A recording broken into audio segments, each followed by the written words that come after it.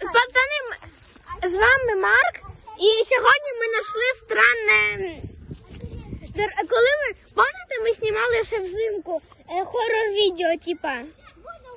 Ми знімали відео, і отут цієї палки не було, реально. І тут ми заходимо сюди і бачимо противогази. Це я не знаю. Це реально ми знайшли противогази, оцей. Вот. Та тут фільтрів немає, тільки в ньому є фільтр.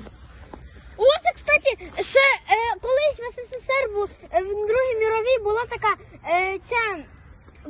бомба-лягушка, що наступаєш, і вона через декілька секунд прям випригує. Да, і потім прям летить.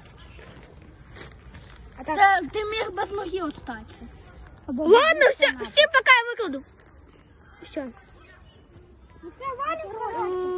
Літаю нога.